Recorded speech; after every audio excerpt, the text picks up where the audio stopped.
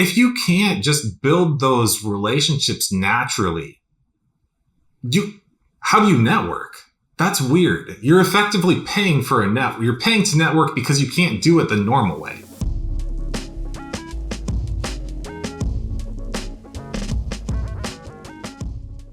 So you like blew my mind when you can't.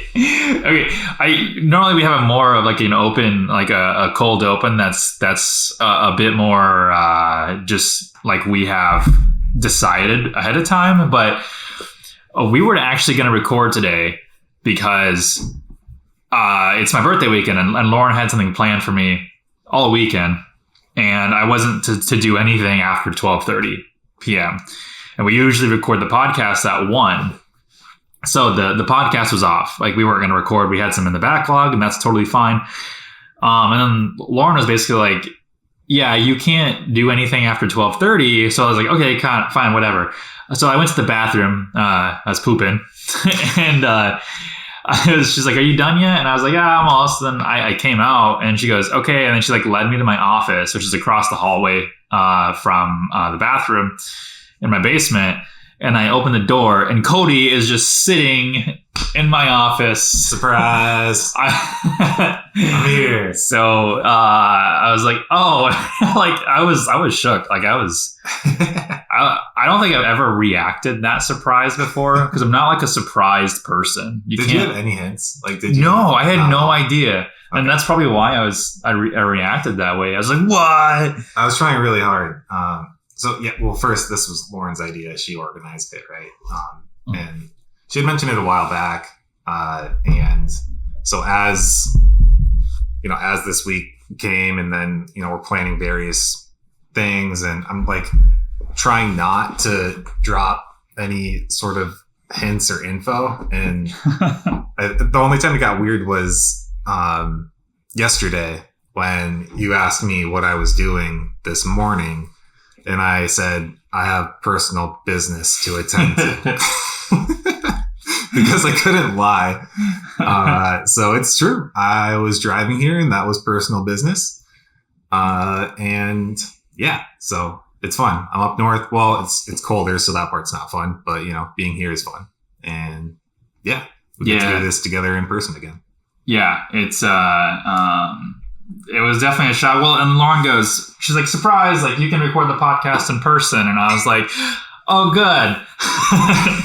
We're never set up for that. Well, or don't know how to do it, because our last in-person podcast is like kind of a blunder in terms of audio. But right now we're recording on Cody's little travel Samson mic.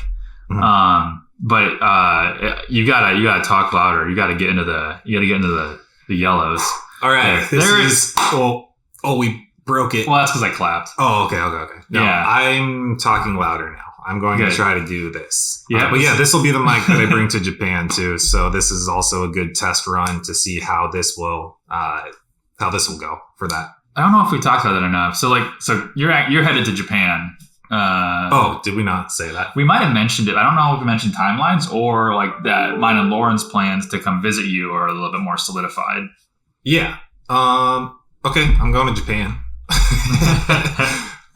So yeah, this has been in some ways 3 years in the making at this point of study. And I've been working through the Sister City program with Des Moines, and they have a partnership with Yamanashi Prefecture in Japan, which is where Mount Fuji is. And through this, I was able to get connected with a co-working space and like startup / incubator. So I'm not sure if you're familiar with it, but a lot of colleges will have some sort of plug with the local startup community, and they'll have a co-working space where everybody can kind of interact with each other and help each other grow and start businesses. So that's where I'll be going in Japan and spending a little bit of time there. And my main goals are first and foremost, stop speaking garbage Japanese. Actually, see if I can become somewhat fluent, something resembling some sort of. You said while you were there, you're gonna try to take the Japanese business Japanese test. Yeah. So there's there's two proficiency tests, I guess you could say. The most popular one, the most everybody knows, is the JLPT, Japanese Language Proficiency Test. And there's rankings from 1 to 5, 5 being the easiest, 1 being the hardest. And they will use it either for permanent residency or job applications and that sort of thing. But people don't really know about the BJT, the Business Japanese Test, because it's the blowjob test. Yeah, walked into that one. Because it actually goes up to a higher level of difficulty than the JLPT does, and it's just specialized. So JLPT is about general fluency, but the Business Japanese Test is about your ability to conduct business in Japanese, which is what I'm interested in, more so than just being generally able to speak the language. Well, yesterday we were looking on our meeting yesterday. We were looking at the landscaping market in Japan.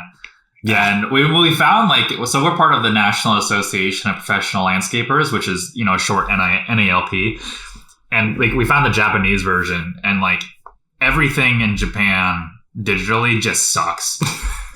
And so we're I don't think we even have to be landscaping niche specific in Japan. We could just be home services and have the same leg up that we have in this niche.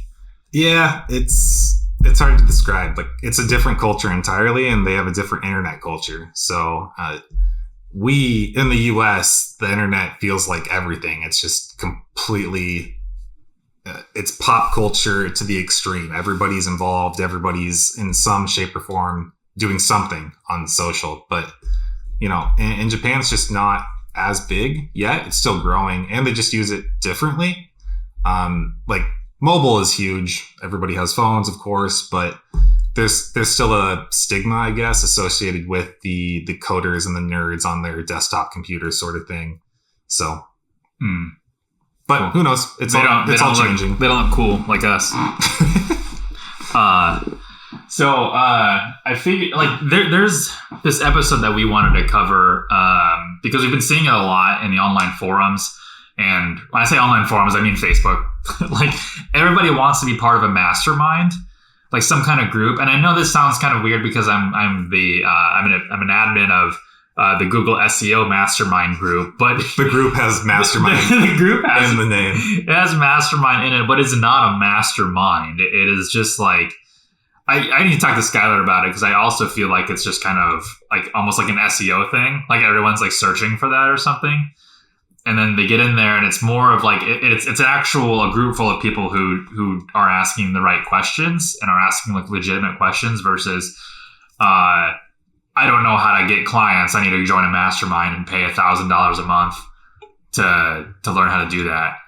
And it's kind of grinded our gears. We talked about this in a couple episodes ago, or maybe last episode, but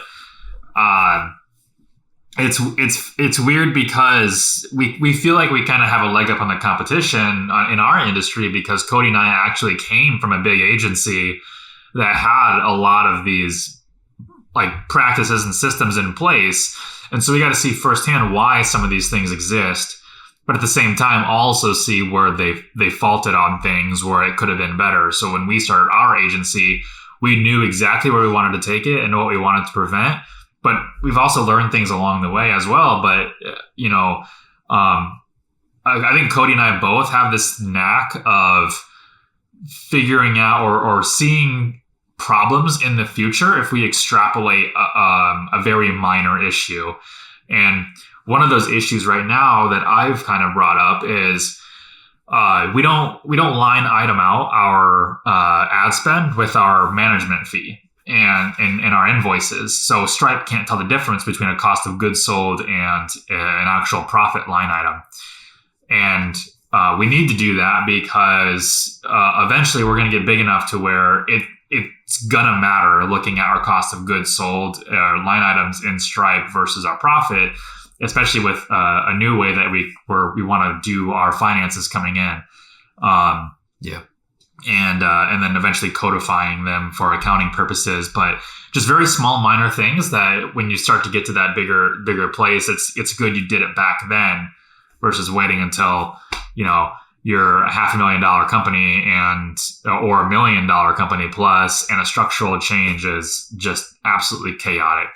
So, Jake, you're gonna have to educate me a little bit here, because my knowledge of masterminds is I think if you say mastermind, I think of it's not Disney. What is it? DreamWorks movie? What? Oh, Megamind. Megamind. That's what I think. That's what I think. I really don't understand what's happening here. Okay. It's a very strange concept to me. And okay, so I don't really understand masterminds either, but here's what I've picked up from it. It's basically a group that you pay to be in. So like I would almost argue like Andrew Tate's Hustlers University is a mastermind, because it's just a Discord channel you pay to be in. But usually it's like there's like some kind of influencer is like the head of the mastermind, and they put this group together where you pay to be in, and they limit it. Which they don't typically limit it. They just say like, this is our limit, and anybody who's willing to pay, their exorbitant price gets in. And usually, I don't know, like, it's just, I don't know who the target demographic is, because I already feel like, because the price of these masterminds are usually like $1,000 plus, like $1,000, $2,000 and up. And I've always been under the assumption that if you're in a position to where you can afford that as an expense, you're probably smarter than what they're preaching in the mastermind. I don't understand. Okay, so here's what I'm getting out of this. And if we stop being nerds in our parents' basements and we actually went outside into the real world where people don't call things masterminds because that's weird. we actually went into normal business life, because that's why I haven't heard this stuff. That's why it's weird to me, is because this just seems like something, it seems Dungeons and Dragons-y, honestly. Like that's my feeling on it. It's a exclusive professional network that you can share ideas and work together with, that you pay to have access to. Mm. Yeah, it's almost like it almost kind of seems like a chamber of commerce. Okay, but like more expensive. Okay, I'll start with what is it? I'm going to do the Iron Man argument. I'm going to do the pros that I could see of this and why I think it could be good, so I can argue against myself and how I truly feel. Yeah, I feel like I've already expressed my ignorance to the audience, because I feel like half of our audience is part of one, or like has been part of one in the past. Okay, so if I this is hard. Okay, that's what she said. If I wanted to be in a small community of people that could help me grow my business, avoid making avoid making mistakes by making smart decisions before things could become mistakes due to advice shared in a mastermind, I could see why that would be cool and beneficial. That's good. And I guess that makes sense why people would do that. And there's also the having a paywall and having some sort of exclusivity keeps out the tire kickers, the lower quality stuff, and makes sure that people are truly invested and, putting their best foot forward, sort of thing. So I get that. I guess I get those two things. That makes sense. And those things, I get the money. I get the money paywall. Makes sense. I get that you learn from each other, you share information, and you help each other grow. That also makes sense. Here's what doesn't make sense. This is what I'm here for. To me, that sounds like business friends. Why are you paying to hang out with business friends? That's weird. Okay? Like, look, and I get everybody comes from different backgrounds. I'm not trying to bash people who aren't well connected. I'm not even saying that I'm well connected. That's not where I'm going with this. But this idea that you have to go out and pay to access this sort of community and network and valuable information it just goes to show how weird in the mind some of these business bros are. And I'm saying bros because I've never yet met a woman who, a businesswoman who was bragging to me about their mastermind. Hasn't happened once. Yeah, that's. I've never met a woman who said like, "Oh yeah, no, I took this away from my mastermind and I really learned a lot, and you should totally be in one, and that's awesome." Hasn't happened. I've never even heard a woman say mastermind. I don't think. Yeah, I unless they were trying to incorrectly quote Megamind, and I've just been seeing like so much of this, like, and I think it's become more prominent. I mean, it's the rise of the agencies and the fall of crypto. Like, it's like everyone has to join these business connection groups and pay so much money because they think it's going to make them more money. But really what's going to make them more money is they just, not be lazy. Because I feel like part of the whole mastermind group or the mastermind idea is to basically be told what to do by people who are more successful than you. And then you just follow what they do. The problem with that, though, that I see is that everybody in that group is in the exact same boat. So if you're in a mastermind group at a certain pay level, you're paying to be around people who have the same problems as you. And there's only really one person at the top who claims to have the answers. And now you can make an argument that everybody is having different issues in their business, but everybody is also typically everybody's in different niches in those masterminds too. So their problems might not even be applicable to yours. And the actual like people that you meet from that you can take application is probably like few and far between. Is that the phrase? Yeah, I think that's it. Here's my biggest issue with masterminds. One, I feel like I'm smarter than them, so I'm already not going to join it, and that's just the ego in me talking. But also, I haven't had a failure to justify, maybe I should pay someone for advice, and so that is that's the what do you call it?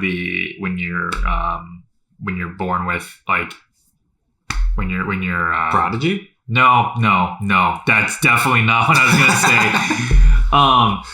Genius? No, you're not even on the right track. Yeah, no, I can't think of the word, but it's like privilege. Okay. That's the privilege I've had. Is Cody and I have started this agency, and we haven't had like failures where we were like, oh, we need to seek outside counsel. We've had failures for sure, but we've adjusted and pivoted internally. Well, that's not to say we haven't benefited from outside people helping us, though. So my whole beef with this isn't the fact that it's happening. My beef is that there's money involved in. Yeah, that's the weird part. Because it just. I'm going to read exactly what I said to you in a message because it pretty much sums out how I feel. I said, honestly, to me, it sounds like a bunch of dudes that don't have any friends, so they have to pay for them. And that's just sad. Like, I think you're going to piss off a lot of people with that. I mean it, though, because if you can't just build those relationships naturally, how do you network? That's weird. You're effectively paying for a network. You're paying to network because you can't do it the normal way. Yeah. And so, sorry, my point, we have gotten help. And when I say we, I specifically will ask what I consider them mentors. I don't know if they would consider me a mentee, but so I've said before, I was at 2 agencies. One of them was with Jake before this. And then, we went off to do this on our own. And so this is kind of my 3rd time around in some ways seeing the whole process. And of course, I wasn't involved in everything the other times because I was, a grunt in some ways. So there were things that I didn't see. But when I left, I don't have those bad stories of I hated my boss, I hated, you know, the owner of the agency that I was working for, so I wanted to go spite them. They're great. They're great guys. And when I run into these things where I'm stuck, I bug them. I message them and say, hey, this is where we're at. I don't know if this is a big deal. I don't know what the best way to move forward is. What have you been here? And to me, that's a mentorship. Mm-hmm. And I get that not everybody who's starting an agency also came from that position. Maybe they weren't an agency before and they're doing this entirely from scratch. They don't have marketing experience. They don't have those connections. But I think then what you do is not go pay for a mastermind to get friends. You go down to, I mean, if you have, okay, here's the thing. If you see some of these people as competitors instead of potential alliances, I think you're thinking about it wrong in some ways, especially locally. So if there's a local group of businesses that maybe another agency, but they do things a little differently, so you don't have complete overlap, I wouldn't try to piss them off. I would try to become friends with them because maybe they're doing better. Maybe you can work, help each other overcome the problems that you've dealt with yourself or they've dealt with, and they can help you through. I just think what you do is you go meet those people. You reach out to them. You humble yourself and you go do those things, and you do it with good intentions, not like to, you know, piss people off and make enemies. Is that so weird to think to these people? Yeah. These people. I'm trying to. Sorry, that sounds like I'm just ripping on the listener, assuming that that's who they are. But that's not what I mean. I'm ripping on just this concept of paying for the access to this sort of stuff, because I believe that you should just be able to naturally develop these sorts of relationships. And if you do it with humility and coming from a good place, then they'll help you. I remember when I was doing affiliate stuff early on too, of course, everybody says online, don't share your affiliate niches, don't share that sort of information. And I remember asking Dave, and he just told me, like, look, if you actually talk to these people in person and you show that you're not weird and you're not here to screw them over, most people are nice and most people are actually going to help you. They're not going to steal your niche. They're not going to go, you know, the concept, take you down. The concept of stealing your niche to me has blown my mind, because I'm just like, okay, try it. like you're going, I don't know. We have a kind of a competitor who always talks about abundance, and like it's one of the things like I agree with him on, because I think it's probably like a Gary Vee thing, but like there is abundance for everyone, even if you're in a niche. Like you can't, if you're in a niche with a healthy market cap, you can't take on all of that.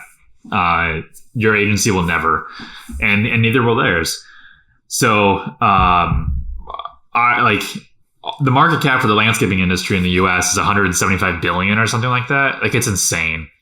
And there is no way that one agency is going to be able to capitalize on all of that, let alone 10 of them. So the fact that somebody could come in and assume that your clients or your niche could be stolen, one, not going to happen. Two, that just means that you're not secure enough in your own value prop to retain your own clients. But I'm also getting distracted here. I'm like going off the path. No, but for the masterminds, what I wanted to say about them is that like I feel every time I've seen like a piece of free information being shared, or like I get advertised one a lot, and every time I see like the free information being shared on it, it's always something that like we already know, or like we like, yeah, like obviously. And a lot of the information might not come to people naturally, but based on mine and Cody's experience and our history, it doesn't come naturally to us, but we already have the experience of it. And so for us, like the example was, it came up, there was an ad that I got served on Facebook, and it was like the free piece of information for it was make sure the services that you offering are actually impactful and not just like a task or a checklist item. Like, if you offer social media services, make sure that a checklist item for that would just be, we post organically on your page every day, or, 3 times a week or something like that. But there's no KPIs to establish on how that's an effective service for the client. What does that do for them? And if it doesn't actually promote, like for us, if it doesn't actually get clients leads, then it's not a service we're going to offer. Therefore, we're not going to perform that item as a checklist and sell that checklist. We're going to actually provide services that provide leads. And anyways, that was like the whole premise of like the free thing. And I was like, if this is a taste of the information that I'm going to get by spending $2,000 a month, I'm out, because it's information that like I already know, and you can get it for free just by one, networking with people the organic way, or 2, listening to this podcast. Yeah, I've said before, basically the sum of my feelings for this is paying for a network and paying for a mentor, to me, is weird. That's a weird thing. And that's it. that sums it up. And I just think that, so like you said about addressing certain problems and having that sort of information kind of be a lead magnet of sorts. I think the other thing is that everybody's problems are unique, and that's why mentorship works well, I think, because you get to have that unique touch to addressing the issues in your business, as opposed to kind of just assuming that this is a critical problem for everybody in this niche or everybody in this business, and that everybody's going to run into it, because they're not. Some people are just not going to have those problems. And I like the idea of like when we first started this, you asked if we were going to be a boutique agency or if we wanted to make money. Basically, the idea was like productizing services, being a boutique agency, and we cover this in one of like the first 5 episodes. But a boutique agency that does like very custom work, almost like a high-ticket consultant, is not scalable really in any sense. You can make it bigger, but it's not scalable like a productized service business is, where you can just write some processes and then have someone hand it off. So if you're more of the boutique agency approach, you're not gonna have the same problems that these productized agencies are going to have in these mastermind groups, and the solutions to their problems are not going to be the solutions to your problems. You can't just document your services, like, right, because you're boutique. Like, you have to hire A players who can execute some of this. So, on some point, it, like for myself and Cody, the way that we scale is document our processes and then hire newbies and then just expand. The way that someone with a more boutique service offers, or a consultative service, you've got to raise your prices. You've got to get clients and then raise your prices to a point where now you can hire someone else that is just as strategic and focused as you, and then have them do it. And you can write some outlines and some playbooks, but it's nowhere near the process scalability that a productized service is going to have. Yeah. And for the right people, that's okay. Right. I mean, you should know right, if whether or not it's the right fit for you. But I feel like I just complained that I didn't give people the great alternatives. I was going to say, other than stop being weird and stop paying for your friends. So what I mean to say is, I've said before, 1,000 cups is one that I gave out. I've been to a few of their things. To be honest, I didn't go because it was 1,000 cups. I went because somebody wanted me to go and told me I should go. And I didn't know that that's what it was. But they usually have free donuts. What is 1,000 cups? You've explained this to me before, but I've never heard of 1,000 cups. I don't know. I'm going to Google it so I give a very good answer. But of course, there's Meetup too that will do similar things to this. Meetup can be a good one to find local meetups. What is it? What's Meetup? Meetup.com. They do meetups in your local community. So, you can go check that out and kind of find what might be a good fit. Maybe there's a local marketer group, local small business owner group, something like that. You can meet people there. So there's Tinder. There's Oh, I think I even got it wrong. It said 1,000 cups and it's 1 million. Oh. Well, that's embarrassing. Yeah. Well, you don't go to it, in all fairness. Okay, so I go to the website. It says educating, inspiring, and connecting entrepreneurs nationwide every Wednesday morning. So, but I don't know that it's every Wednesday morning everywhere. I think they might change it depending on the location so that it kind of works with whatever everybody's schedule is for that community. But yeah, that's, as far as I know, it's free. It's always been free when I went. I have way too much, what's the word? I have way too much like ego or I'm too, I can't think of my words today. I feel like this one also starts with a P. But I have too much, Stubborn? stumped. I mean, yeah, I guess we'll use that one. I'm too stubborn to almost like seek advice. I'm like the guy at Walmart who doesn't know where anything's at, but like will refuse to ask for help. Like I also realize that that's a flaw of mine, and like I won't. Like I'm gonna figure this out on my own. But I also think that's what also makes Cody and myself very successful is that if there's a problem, we will figure it out, and we're not gonna pay someone for advice.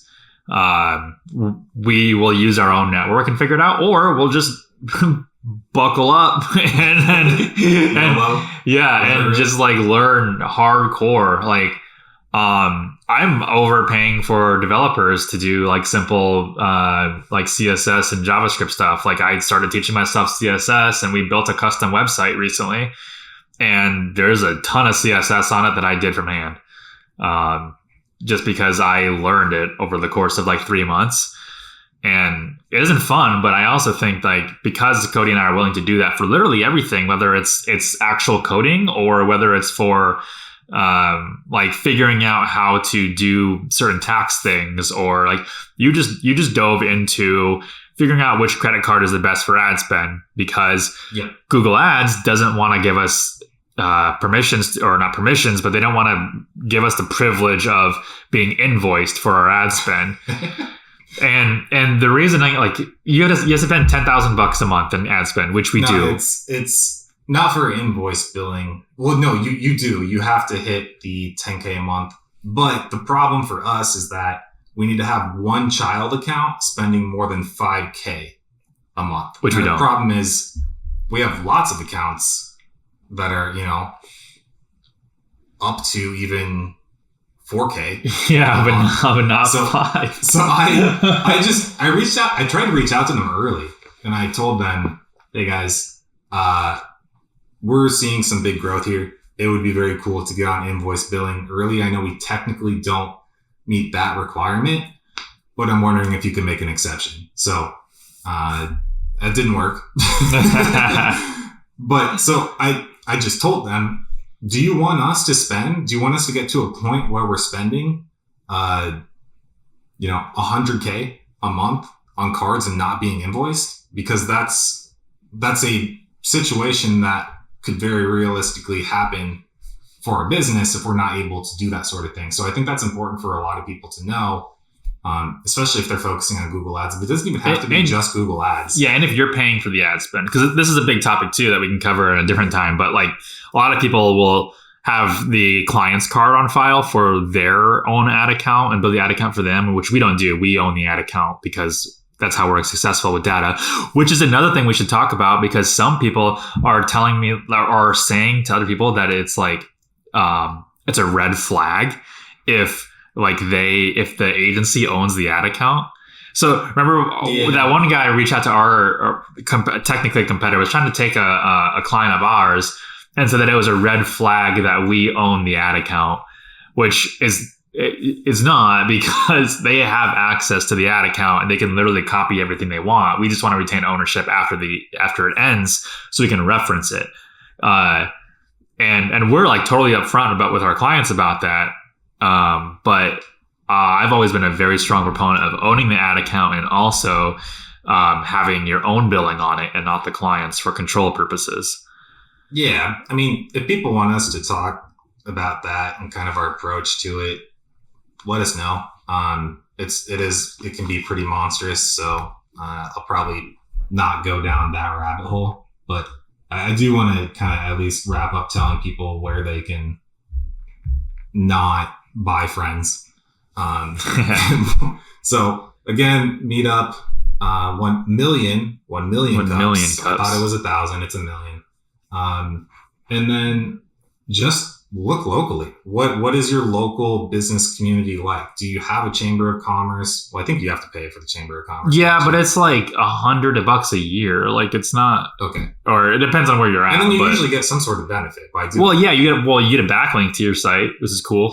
Like locally, I guess if you're in the local niche, but yeah, I mean there are other perks depending on which chamber of commerce you're in, but it's also your local community. Like it's not just like some dude in like Vegas or something that's just like, cashing checks on memberships from people he's never met. Yeah.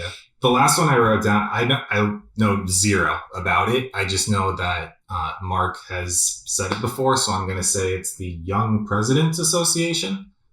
I don't even know if it's free, but I know that he's said that he's gotten value from it. I don't know. Let's Google it. Let's Google it at the same time, because maybe I said something and maybe it's actually terrible. And I should probably do my YPO, Young Presidents Organization. Yeah. Okay, this isn't something that you just casually read from a podcast. So you can Google that and check out their website.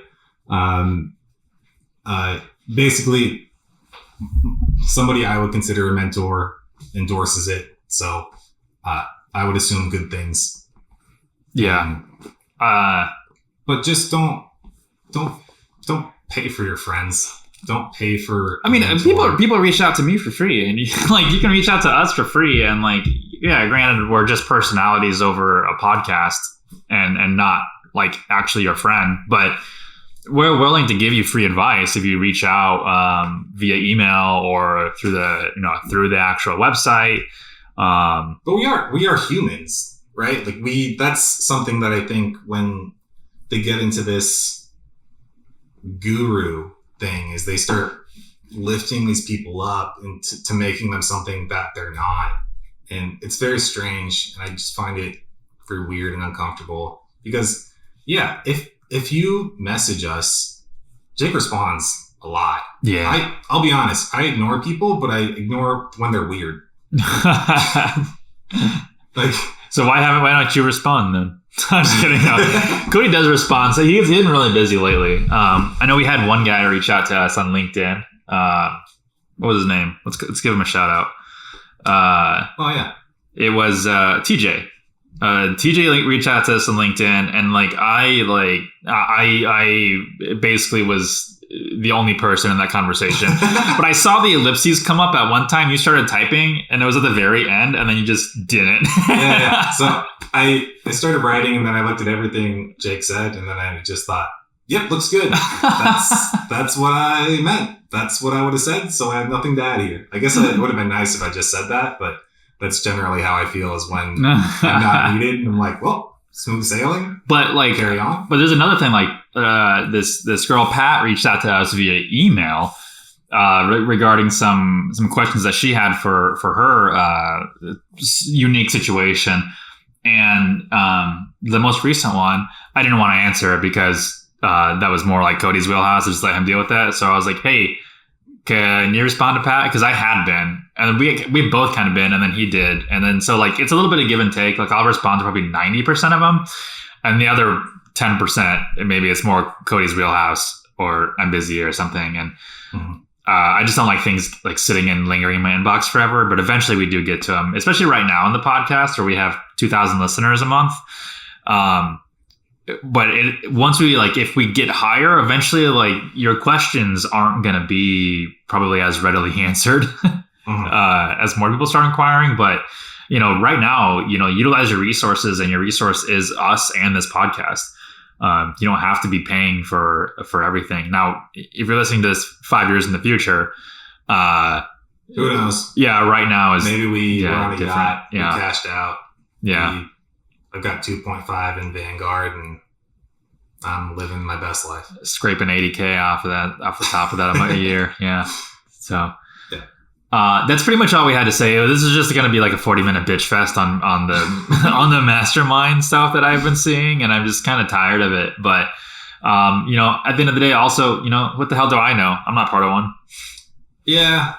Look, if somebody wants to come at me because they're in theirs and they love it, great. I'm so happy for you. I really am. I have malice for very, very few people. Like I for the most part, am everybody's biggest fan. I want everybody to crush it and everybody to win. So, my hot takes on this are like with your best interest in mind, I guess. That's how I can sum it up. Yeah.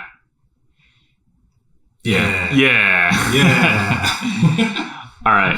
Well, we don't have no idea how the audio is going to turn out for this one, since this is a new in person. I ordered my Zoom PodTrack 4 with the microphones and the headsets, and it's supposed to come in today. I know. I realized that. I'm like, this timing. I know. Great. It's supposed. I don't know if it's in yet, so we'll see.